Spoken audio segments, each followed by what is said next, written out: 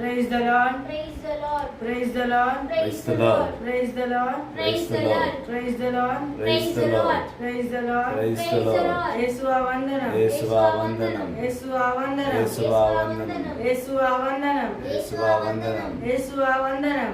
యేసువా వందనం. యేసువా స్తోత్రం. యేసువా స్తోత్రం. యేసువా స్తోత్రం. యేసువా స్తోత్రం. యేసువా స్తోత్రం. యేసువా స్తోత్రం. యేసువా స్తోత్రం. యేసువా స్తోత్రం. యేసువా వందనం. యేసువా వందనం. యేసువా స్తోత్రం. యేసువా వందనం. యేసుకే స్తుతి. యేసుకే స్తుతి. ఆ, యేసుకే స్తుతి. యేసుకే స్తుతి. యేసుకే స్తుతి. యేసుకే మహిమ.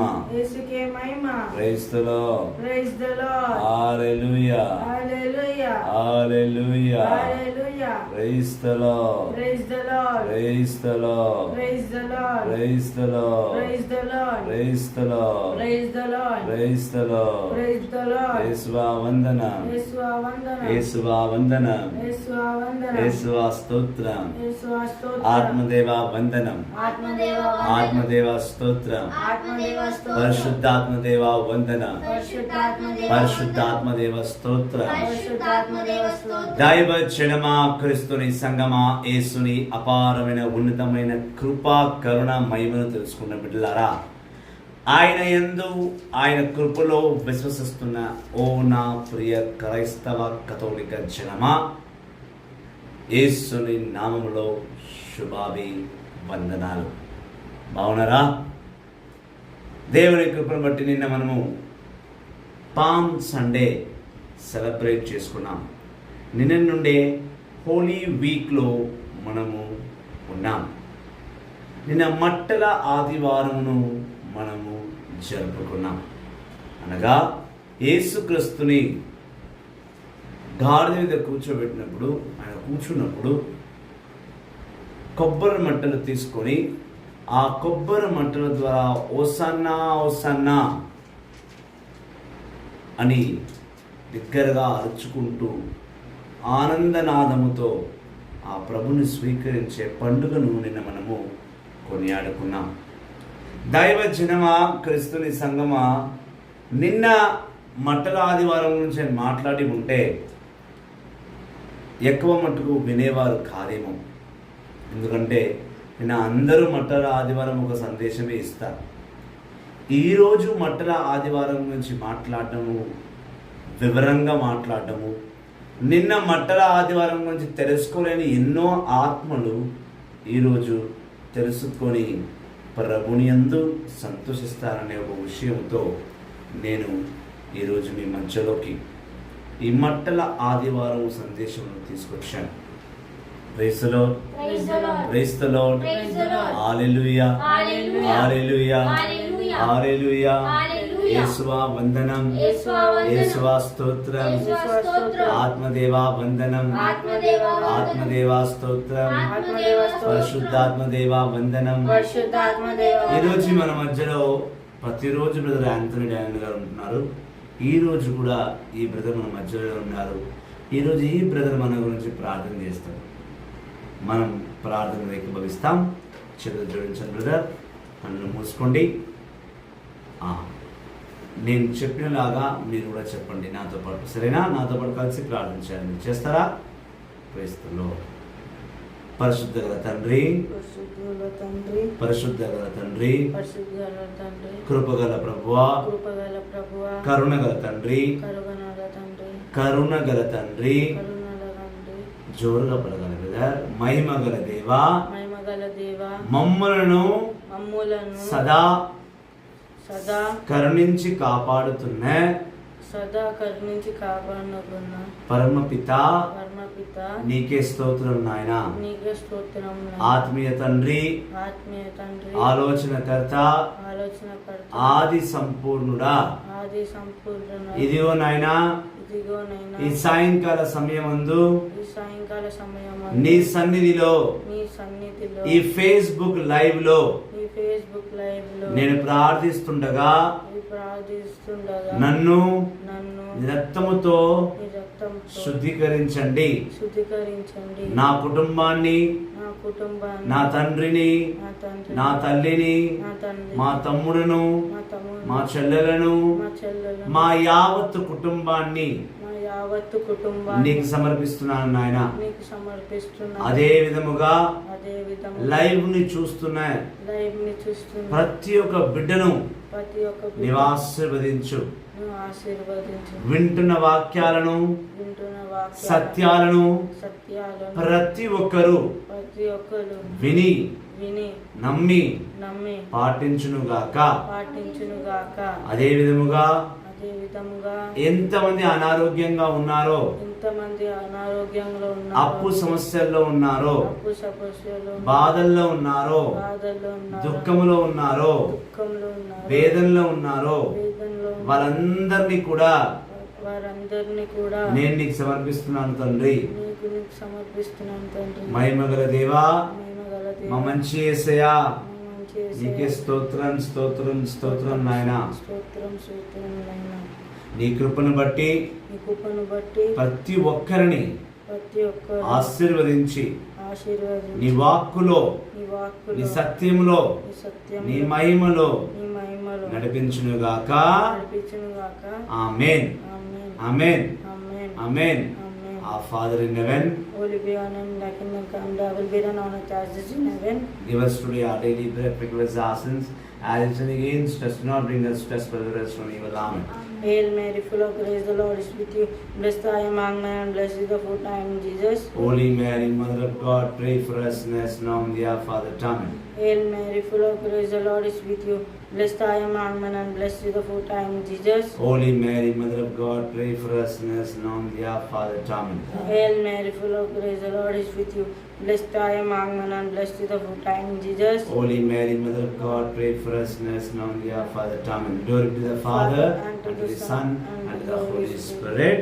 Praise the Lord. Praise the Lord. Praise the Lord. Praise the Lord. Praise the Lord. Praise the Lord. Praise the Lord. Praise the Lord. Praise the Lord. Praise the Lord. Praise the Lord. Praise the Lord. Hallelujah. Hallelujah. Hallelujah. Hallelujah. Good evening, everyone. Welcome to the Voice of Christ. Brother Joseph Paul, welcome to the Voice of Christ. Brother Christopher John, very good evening. Hallelujah. Praise the Lord. Anand Babu, praise the Lord. Good evening. Today's Gospels reading is from Matthew's Gospel, chapter 21, verses 1 to 5. ఇది సువార్త, మత్తయి సువార్త 21వ అధ్యాయము 1 నుండి 5వ వచనం వరకు ధ్యానించుదాము. మత్తయి సువార్త 21వ అధ్యాయము 1వ వచనము. వారు యెరూషలేము సమీపించుచు ఒలీవ కొండ దగ్గరనున్న బెతేపాగే అనే గ్రామము చేరిరి. యేసు తన శిష్యులను ఇద్దరిని పంపుచు వారితో, మీరు ఎదుటనున్న ఆ గ్రామమునకు వెళ్ళుడు. వెళ్ళిన వెంటనే మీరు అచట కట్టివేయబడి ఉన్న ఒక గాడిద దాని పిల్లను చూచెదరు. దానిని విప్పి నా యొద్దకు తోలుకొని రండు. ఎవడైనాను మేము ఆక్షేపించిన ఎడల ప్రభువునకు వాటితో పని ఉన్నదని తెలుపుడు. వెంటనే అతడు వాటిని తోలుకొని పోవుచును అని చెప్పెను. ప్రవక్త పలికిన ప్రవచనములు నెరవేరునట్ల ఇది జరిగేను. ఇది ఏలిన వారి వాక్కు. సర్వేశ్వరునికి వందనము. సమస్త మహిమ ప్రభునికి చెందును గాక. మొదటి కొరింథీయులకు రాసిన లేఖ 10వ అధ్యాయము 31వ వచనము. All glory belongs to God. 1 Corinthians chapter 10 verses 31. దైవ జనమా, క్రీస్తుని సంగమా, యేసుని అపారమైన ప్రియ బిడ్డలారా, లైవ్ని వీక్షిస్తున్న Christopher John brother, Joseph Paul, Anand brother, మీ అందరితో కూడా దేవుని వాక్కు ఇలా పలుకుతుంది. యేసుక్రీస్తు తన శిష్యులను జెరూసలేం పట్టణంలోకి వెళ్ళి బెతపేగు అనే ఒక ప్రాంతంలో ఒలివ కొండలపైన వెళుతూ తన ఇద్దరు శిష్యుల్ని పిలిచి వాళ్ళిద్దరితో ఇలా అంటున్నాడు, ఏమనగా, ఇదిగోండి మీరు వెళ్ళి ఈ ముందు ఉన్న గ్రామంలోకి వెళ్ళి ఒక ఇంటి దగ్గర ఒక గాడిదను కట్టిబెట్టారు, ఆ గాడిదను విప్పి తీసుకురండి. ఒకవేళ ఆ ఇంటి యజమానులు ఈ గాడిద ఎవరికి అని వారి అడిగితే కనుక మా యజమానుడు దీన్ని తీసుకురమ్మన్నాడు అని మీరు చెప్పండి. చెప్తే వాళ్ళు ఆ గాడిదను మీకు ఇస్తారు అని చెప్పారు. అదేవిధంగా శిష్యులు యేసుక్రీస్తు మాట విని ఆ ప్రాంతానికి వెళ్ళి ముందున్న ఒక పట్టణంలోకి వెళ్ళి వాళ్ళు ఆ గాడిదను అడిగి తీసుకొచ్చారు. దైవ జనమ, ఈ మట్టల ఆదివారం పామ్ సండే రోజు ప్రధానంగా మనం ఏం చూస్తాం? మొదటిది గాడిద మీద యేసుక్రీస్తు రావడం. రెండవది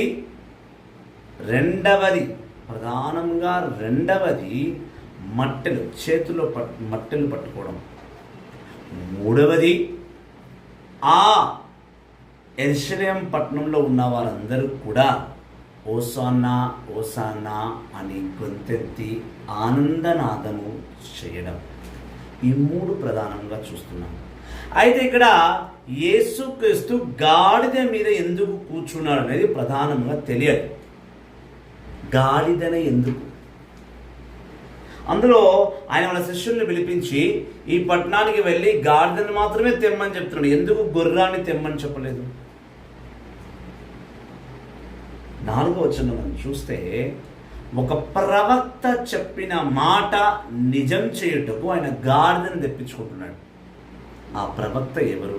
ఆ ప్రవక్త మాటలు ఏమిటి అని మనం చూస్తాం 4వ వచనం నుంచి. మత్తయి సువార్త 21వ అధ్యాయం 4వ వచనం నుంచి ధ్యానిస్తాం. ప్రవక్త పలికిన ప్రవచనములు నెరవేర్చుటకు, ఇది బాగా గుర్తుపెట్టుకోవాలి. నెరవేర్చుటకు ఇది జరిగేను. ఇదిగో నీ రాజు నీ యొద్దకు వచ్చుచున్నాడు. ఇదిగో నీ రాజు నీ దగ్గరికి వచ్చుచున్నాడు. అతడు వినయమంతుడు. Is humble. గాడిదపై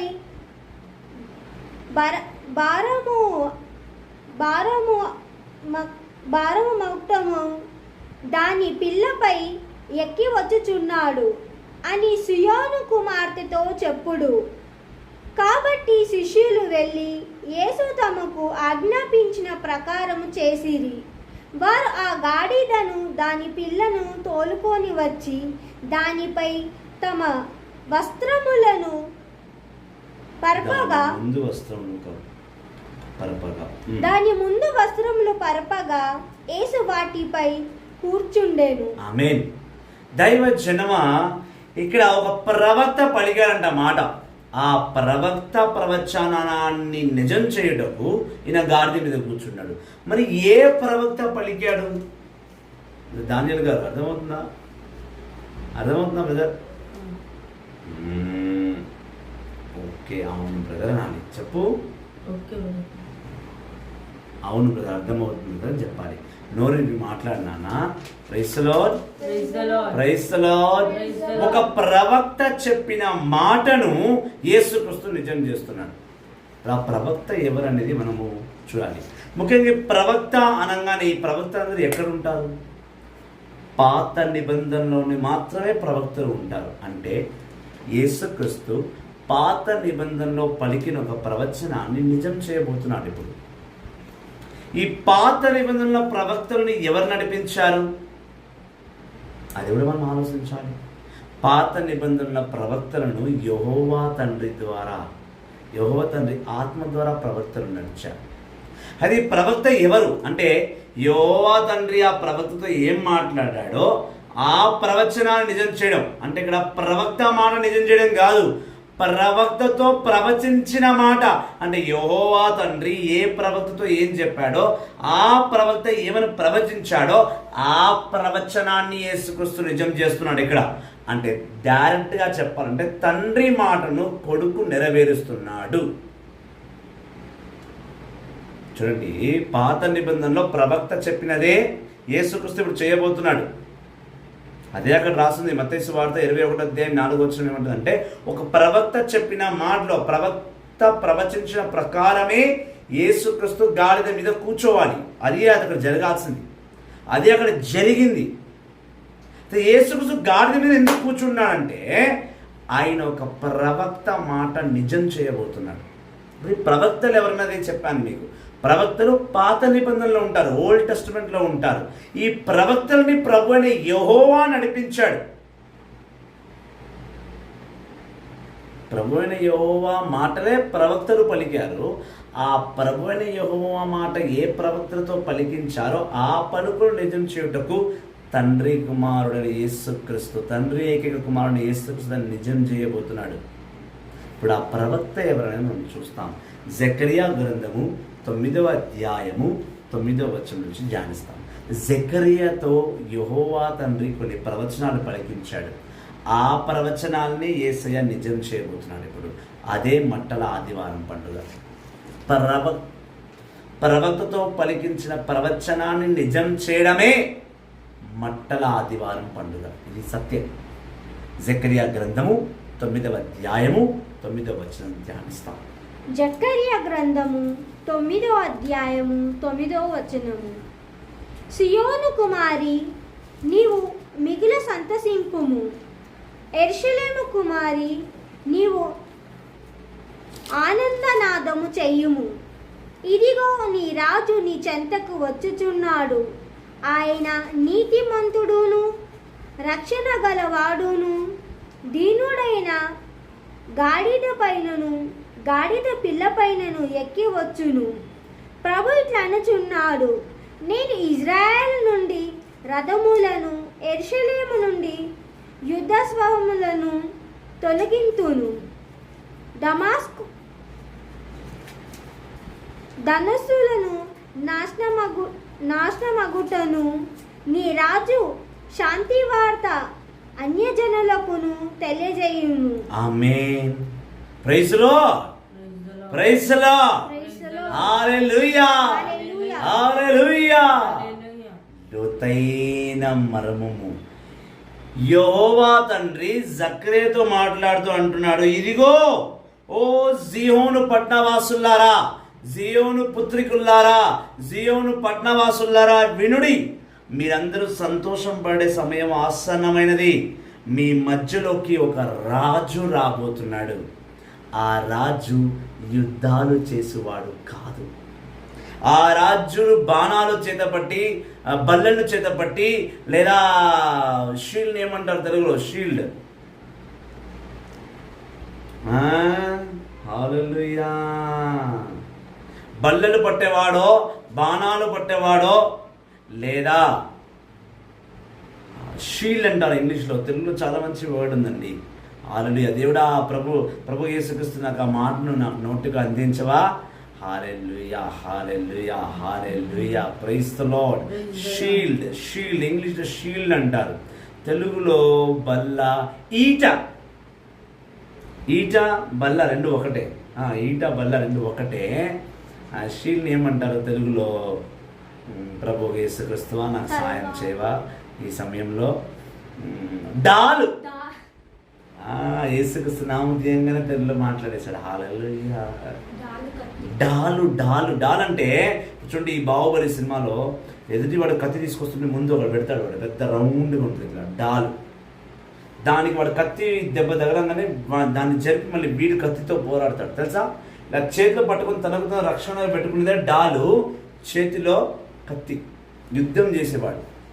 అయితే ఇక్కడ దేవాది దేవుని యెహోవా జకరియతో ఏమన్నాడంటే, మీ మధ్యలో ఒక రాజు వస్తాడు. ఆ రాజు నీతి గలవాడు, ఆ రాజు దయగలవాడు, ఆ రాజు సమాధాన గలవాడు, పైగా తనకు తాను తగ్గించుకునేవాడు. ఒక్కసారి చదవమ్మా 9వ వచనంలో. అది రాజు వస్తాడు. జకరియా గ్రంథం 9వ అధ్యాయం. ఇదిగో నీ రాజు నీ చెంతకు వచ్చుచున్నాడు. ఆయన నీతిమంతుడును రక్షణ గలవాడును దీనుడు. అది చాలా ప్రధానమైన మాట. చాలా దీన స్థితిలో ఉన్నవాడు. దీన అంటే రెండు అర్థాలు వస్తాయి. దీన స్థితి అంటే పేదవాడు కూడా, ప్లస్ మౌనంగా ఉన్నవాడు, చాలా హంబుల్గా, చాలా చాలా చాలా సైలెంట్గా తన పని తను చేసుకొని ఎవరిని గాయపరచకుండా సమాధానంగా ఉండే ఒక రాజు ఒకటి రాబోతున్నాడని యెహోవా తండ్రి జకరియా ప్రవక్తతో మాట్లాడి ఉన్నాడు. మరి యేసుక్రీస్తు ఈ మాటలను నిజం చేయుటకే ఆయన గాడిద మీదకి కూర్చున్నాడు. ఒక కంటిన్యూ చదవమ్మది. ఇదిగో నీ రాజు నీ చెంతకు వచ్చుచున్నాడు, ఆయన నీతిమంతుడు, రక్షణ గలవాడును, దీనుడైన దీనుడైన వాడు దీనతత్వం ఉన్న గాడిద మీద కూర్చొని వస్తాడు. గాడిదన ఎందుకు అని అంటే, ఎందుకు యేసుక్రీస్తుకి గుర్రాలు దొరకవా? గాడిద మీదనే వస్తాడని ముందే యెహోవా తండ్రి జకర్యాతో మాట్లాడేసాడు. గాడిద మీదనే వస్తాడు, గుర్రం మీద కాదు.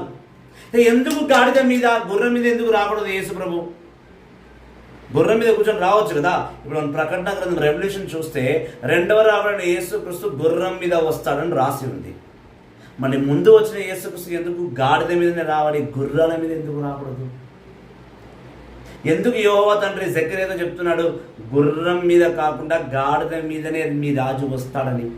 ఎందుకనంటే ఇప్పటి వరకు ఇజ్రాయెల్ ప్రజలకున్న రాజులందరూ, సౌలు రాజు కానీ, దావీదు రాజు కానీ, సాలొమోను రాజు కానీ, వాళ్ళ వంశస్థులు ఎంతమంది, దావీదు వంశంలో ఎంతమంది రాజులు వచ్చారో అంతమంది రాజులు గుర్రాలపైనే యుద్ధం చేశాడు. ఆ గుర్రాలు ఎదుటి వాడిని చంపేలా ఉండేది. ఎదుటివాడి రక్తాన్ని తడిపిన కాళ్ళు ఉన్న గుర్రాలు యుద్ధానికి పనికి వస్తాయి. Horses will only be used in war or ridings, and horses will jump like this and kill a person. గుర్రాలు మనుషుల మీద ఎగిరి దుంకి చంపుతాయి, ప్రాణాలు తీసేటివి. గుర్రం అటువంటిది. గాడిద అలా కాదు. గాడిద చాలా సున్నితమైనది, ప్లస్ అంత బలమైనది కూడా. ఎందుకు సున్నితమైందంటే తన యజమానుడు ఎంత బరువు వేసినా ఆ బరువు వేసుకుంటూ వెళ్ళిపోతుంది. గాడిద యుద్ధాల్లో పోరాడదు. గాడిద ఎవరి ప్రాణం తీయదు. గాడిద ఎవరి ఏ హాని కలగదు. అందుకే యేసుక్రీస్తు కూడా రాజువలే వచ్చాడు, కానీ ఎవడి ప్రాణం తీయలేదు. తన ప్రాణం తను తీసుకున్నాడు. యేసుక్రీస్తు చాలా మౌనం వాడు, చాలా సైలెన్స్ క్యారెక్టర్ అనేది, చాలా హంబుల్ పర్సన్, చాలా తగ్గింపు కలిగిన వాడు. కాబట్టి తనను మోసే గాడిద కూడా తగ్గింపు జీవితం కలిగిన ఉన్న జంతువే కావాలి. అదే గుర్రం అయితే పరిగెడుతుంది గుర్రం. గాడిద ఎంత బరువైనా మోస్తుంది, మౌనంగా దాని పని చేసుకుంటూ వెళ్ళిపోతుంది, పరిగెత్తదు. దాన్ని వెళ్ళి ఏదైనా హాని కలిగిస్తే అది తిరిగి మన హాని కలిగిస్తుంది. అప్పటిదాకా హాని కలిగించదు. అందుకే జకర్యాతో చెప్పాడు, తొందరలోనే ఒక రాజు రాబోతున్నాడు, ఆ రాజు గాడిద మీదనే కూర్చుంటాడు, ఆ గాడిద మీద కూర్చున్న రాజు మీ మధ్యలోకి వచ్చి ఈ గుర్రాలు, ఈ యుద్ధాలు అన్ని తీసివేస్తాడు. అందుకే యేసుక్రీస్తు తర్వాత ఎక్కడ యుద్ధాలు జరగలేదు. యేసుక్రీస్తు రాకడ తర్వాత ఇప్పటి వరకు ఎక్కడ యుద్ధ రంగం జరగలేదు. ప్రైజ్ ది లార్డ్, హల్లెలూయా, యేసువా వందనం. ఇందుకే గాడిదను తీసుకున్నాడు ఆయన. యెహోవా తండ్రి ఆల్రెడీ తన కుమారుడు యేసుక్రీస్తు ఎవరి మీద నడవాలని ఆయన డిసైడ్ చేసి జకర్యా గ్రంథంలో చెప్పేసిండు. ఆయన గాడిద మీదనే వస్తాడు, ఎందుకంటే తన సమాధానకర్త. ఇక మీద యుద్ధాలు ఉండకూడదు, ఎవరి ప్రాణం పోకూడదు. పోతే ఒకవేళ ఏదైనా ప్రాణం పోతే కుమారుడు ప్రాణం ఒక్కటే పోవాలి, దాని తర్వాత ఏ ప్రాణం పోకూడదు. యుద్ధాల్లో అసలే ప్రాణం పోకూడదు. యావత్తు ఇజ్రాయెల్ ప్రజలకు, యావత్తు ప్రపంచ పాపానికి నా కుమారుడు ఒక్కడే రక్తం కారుస్తాడు, వేరే ఎవరికి అవకాశం లేదు అని కంఠబద్ధంగా దేవుడు జకర్యాతో పలికిస్తున్నాడు. ఇక్కడ ఈ ప్రవచనాన్ని నిజం చేయుటకు యేసయ్య మత్తయి సువార్త 21వ అధ్యాయములో గుర్రాన్ని తెప్పించుకున్నాడు. తెప్పించుకొని మరి ఆ గుర్రం ఎక్కి ఇంకా వెళ్ళబోతున్నాడు. మీరు బాగా చూస్తే కొన్ని వాక్యాల్లో కొన్ని పొందుపరచలేదు, కానీ ఇప్పుడే మీరు జెరూసలేం పట్టణానికి వెళితే ఒక 2-3 విషయాలు ప్రధానంగా చూస్తారు మీరు. ఒకటి, యేసుక్రీస్తు దగ్గరికి ఎప్పుడైతే గాడిదను తీసుకొచ్చారో ఆ ఇజ్రాయెల్ పట్టణంలో, ఆ జెరూసలేం పట్టణంలో ఉన్న వాసులందరూ కూడా ఆ ఒలివ కొండ మీద ఉన్న ఆ స్థలములో వాళ్ళకు అందిన 2 రకమైన చెట్లను వాళ్ళు తీసుకున్నారు. ఒకటి కొబ్బరి మట్ట, రెండవది ఒలివ చెట్టుకున్న కొమ్మలు. దేనికి? ఆయన ఒలివ కొండ మీదకి వెళ్ళాడు కాబట్టి, ఒలివ కొండ మీదనే ఆ జెరూసలేం పట్టణంలో ప్రయాణం చేస్తున్నాడు కాబట్టి అక్కడ ఎక్కువగా చెట్లు ఉండేవి 2. ఒకటి కొబ్బరి మట్ట, రెండోది ఒలివ చెట్టు కొమ్మలు. పరిశుద్ధ నూనె వచ్చే కొమ్మలు ఒకటి, పరిశుద్ధ దాహాన్ని తీర్చే కొబ్బరి మట్ట. కొబ్బరి చెట్టుకి కొబ్బరికాయ వస్తుంది, అది దాహం తీరుస్తుంది. దాని కొమ్మలు తెచ్చుకొని కొబ్బరి మట్టలు చేతిలో పట్టుకొని ఓసానా ఓసానా అన్నారు. ఒలివ చెట్టు కొమ్మలు తెచ్చుకున్నారు. ఒలివ చెట్టు కొమ్మలు ఎందుకు? అది ఒలివ నూనె వస్తుంది. చూడండి, ఇందులో కూడా నీరే, అందులో కూడా నీరే. ఈ నీరు దప్పికకు అవసరం పడుతుంది. ఈ ఒలివ కొమ్మలు ఉన్న చెట్ల నుంచి వచ్చే నూనె స్వస్థతకు అవసరం పడుతుంది. అందుకే కొబ్బరి మట్ట, ఒలివ కొమ్మ చెట్లు పట్టుకొని ఓసానా ఓసానా అంటే ఆ ఇజ్రాయేలు ప్రజలు ఆ యెరూషలేం పట్టణంలో యేసుక్రీస్తు వెళుతున్నప్పుడు ఆ చెట్టులు, ఆ కొమ్మలు కూడా ఎవరిని హాని చేయకూడదు, అన్నీ సమాధానంగా ఉండాలి. ఒక ప్లాన్ ప్రకారం తీసుకెళ్తున్నాడు యెహోవా తండ్రి యేసుక్రీస్తుని ఆ జెరూసలేం పట్టణం నుండి. ఎందుకు వాడతారు కొబ్బరి మంట? కొబ్బరి నీళ్ళు దాహము తీరుస్తుంది. నా వద్దకు వచ్చిన వాడు ఎవరునూ దప్పికగా ఉంటాడు. నా యందు ప్రార్థన చేసేవాడు ఎవడు కూడా ఊరికే ఉండడు, స్వస్థపరుచుకుంటాడు. స్వస్థత దేంతో పరుచుకుంటాడు? ఒలివ నూనెతో స్వస్థపరుచుకుంటాడు. అందుకే ఒలివ కొమ్మలను కొబ్బరి మట్టును పట్టుకొని hosanna hosanna hosanna in the highest, we lift up your knees, we lift up your knees కదా. అందుకే ఆయన ఎప్పుడైతే గాడిద అక్కడ వచ్చిందో ఆయన ఒక రాయి మీద ఎక్కి ఆ గాడిద మీద కూర్చొని ఆ ప్రజల మధ్య వెళుతున్నాడు. అయితే ఇప్పటికీ అక్కడ రాయి ఉంది, రాయి మీద ఎక్కి కూర్చొని వాక్యంలో లేదు. కానీ ఇప్పటికీ నువ్వు జెరూసలేంకి వెళ్తే అక్కడ యేసుక్రీస్తు ఎక్కడైతే ఈ బెత్ఫాజాగు అనే స్థలంలో ఈ గాడిద మీద కూర్చొని వెళ్ళాడో యేసుక్రీస్తు ఎక్కిన రాయి ఇప్పటికీ అక్కడనే ఉంది.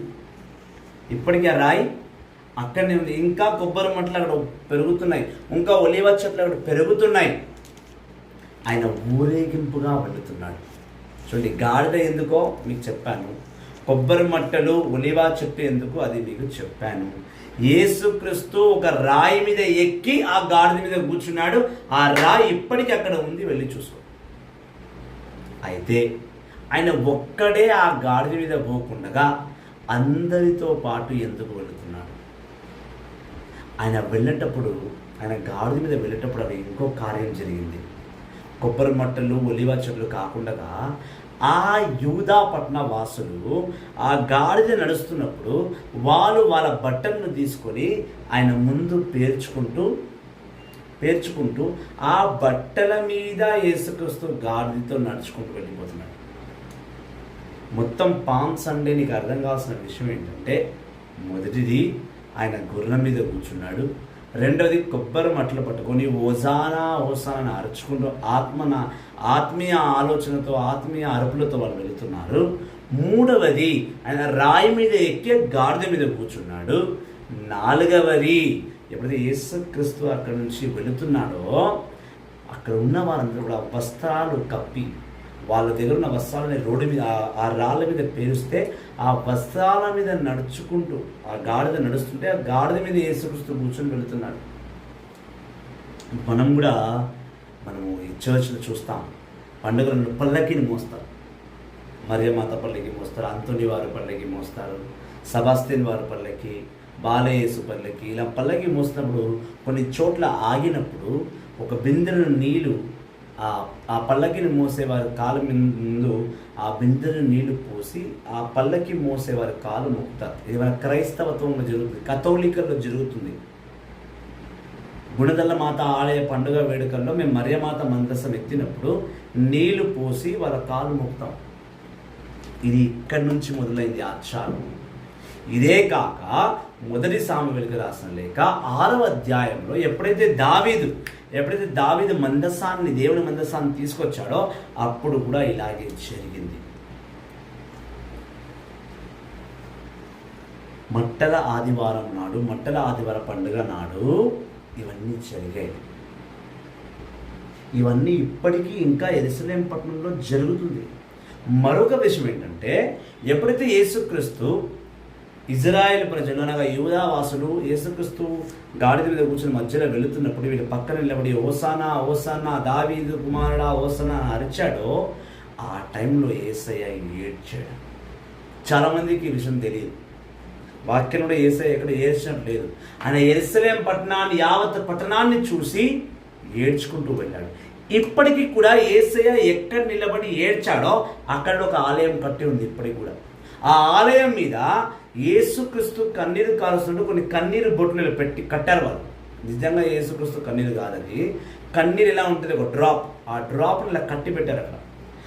ఆ ఆలయం ఒక ప్రత్యేకత ఏంటంటే, ఆ ఆలయంలో వెళ్ళి నిలబడితే నువ్వు ఎక్కడి నుంచైనా యెరూషలేము పట్టణాన్ని చూడొచ్చు, జెరూసలేం పట్టణాన్ని చూడొచ్చు అద్దం నుండి.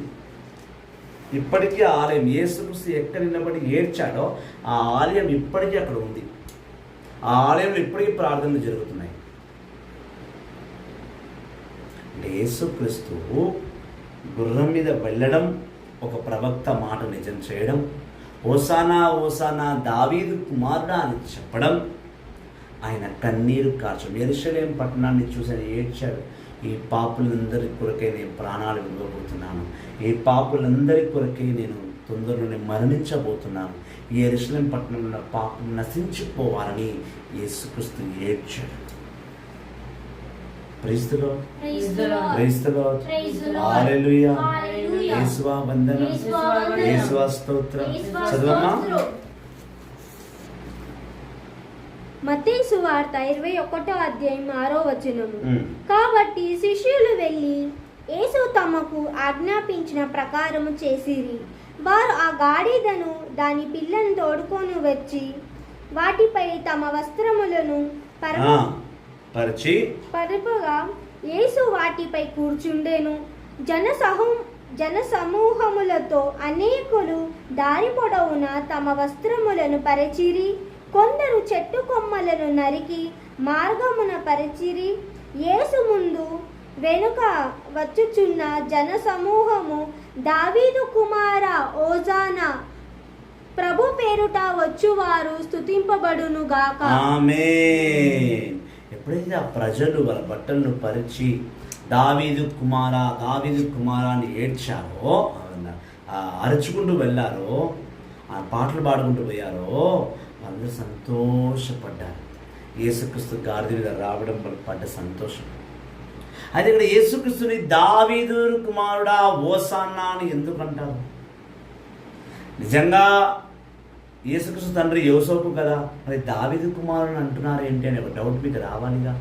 బైబిల్ని బాగా క్షుణ్ణంగా చదివి వింటున్న వారికి ఇలాంటి డౌట్స్ వస్తాయి. మామూలుగా విందామనే వాళ్ళకి డౌట్స్ రావు. దావీదు కుమారుడా అని అన్నాడు అంటే దావీదుకి యేసుక్రీస్తు కుమారుడా? కాదే. దావీదు ఇజ్రాయెల్ రాజు. మరి దావీదు కుమారుడు ఎందుకు పిలుస్తున్నారు? ఎందుకమ్మా సిస్టర్ గారు, ఎందుకు పిలుస్తున్నారు తల్లి? ఆయన దావీదు వంశం నుంచి పుట్టాడు. యేసుక్రీస్తు తండ్రి అయిన యోసేపు దావీదు వంశీయుడు, యూదా గోత్రీయుడు. యేసుక్రీస్తు కూడా యూదా గోత్రుడు. అందుకే యేసుక్రీస్తుని యూదా సింహపు గోత్రుడు మా యేసయ్య అంటారు. ప్రకటన గ్రంథము ఏమమ్మా ఏమొచ్చినాము,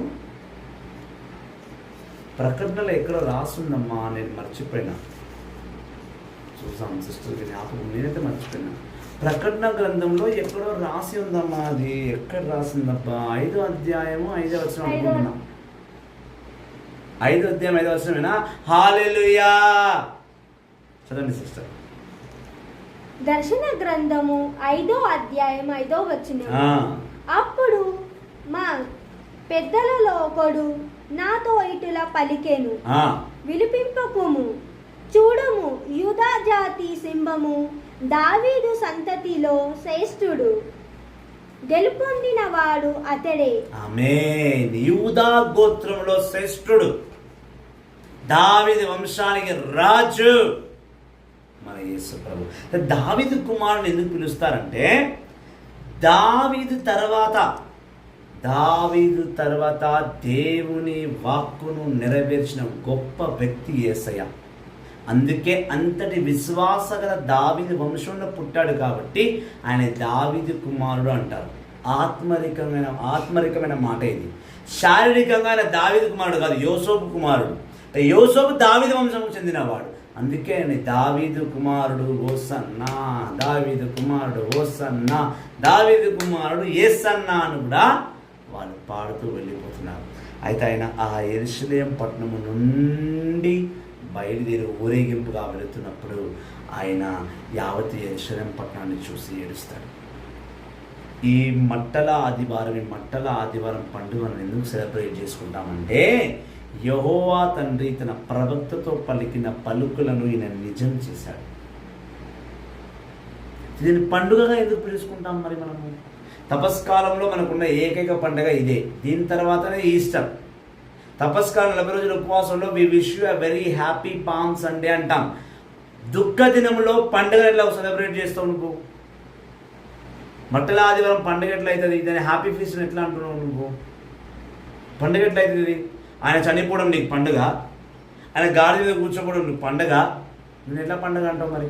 హ్యాపీ పామ్స్ అని ఎట్లా విష్ చేస్తున్నావు నువ్వు?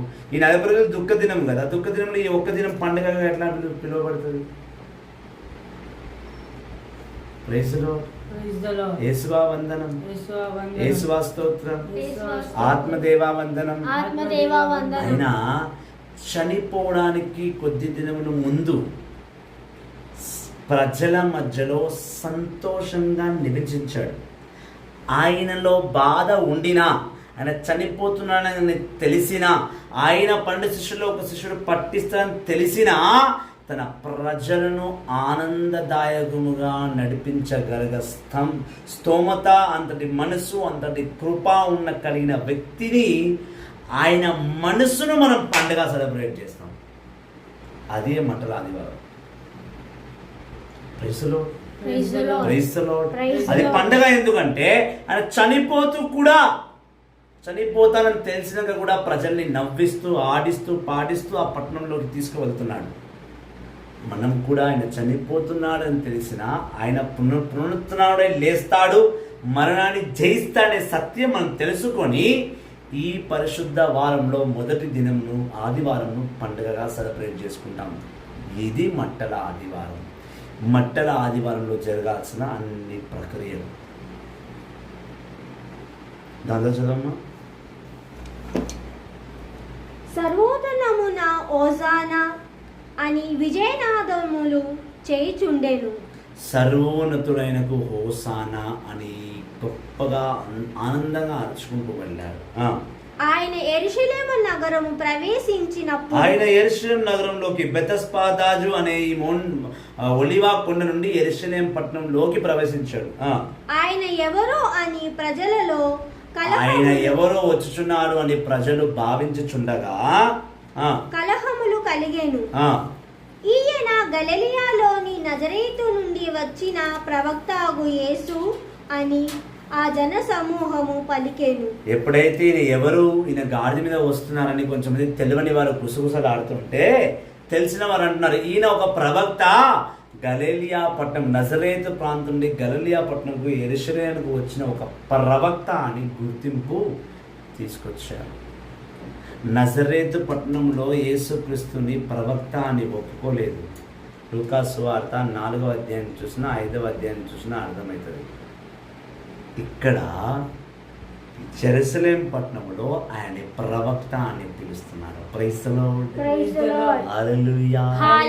యేసువా వందనం. ఈరోజు టాపిక్ చాలా కన్ఫ్యూజన్ గా ఉండవచ్చు. లైవ్ ని 2 సార్లు చూడండి, మీకు అర్థమవుతుంది. వాక్కు వచనం అర్థం కాకపోతే waste. Praise the lord. Praise the lord. Praise the lord. Praise the Lord. ఈ విధముగా మనం మట్టల ఆదివారము సెలబ్రేట్ చేసుకుంటాం. ప్రవక్త మాట నిజం చేయడానికి, యెహోవా తండ్రి పలికిన పలుకులు నిజం చేయుటకు, మరి ఇక్క వరకు ఇజ్రాయేల్ ప్రజలు చేసిన యుద్ధాలు ఆపుటకు, అహింస ఆగిపోవడానికి, ప్రేమను పొందడానికి ఈ మట్టల ఆదివారం పండుగను సెలబ్రేట్ చేసుకుంటారు. గాడిద సమాధానానికి గుర్తు, గాడిద ఓపికకు గుర్తు, గాడిద ప్రపంచంలో ఉన్న దేవాది దేవుడు యేసుక్రీస్తు ఊరేగింపు చేయడానికి గుర్తు. సో ఇప్పుడు మీకు మట్టల ఆదివారం అంటే ఏందో అర్థమైందని అనుకుంటున్నాను. అర్థం కాకపోతే లైవ్ని తిరిగి చూడండి. Praise the lord. సో ఈరోజు మంచి అంశంతో దేవుడు మనం బలపరిచిన దాన్ని బట్టి దేవునికి స్తోత్రం. రేపు మళ్ళీ తిరిగి మీ మధ్యలోకి మరొక అంశంతో ప్రభు నడిపించబోతున్నాడు. Thank you very much. God bless you all. లైవ్ని షేర్ చేయండి. ప్రభు నామములో ప్రభుని బిడ్డలుగా దీవించి కాచి కాపాడును గాక. Amen. Amen. Praise the lord. Praise the lord.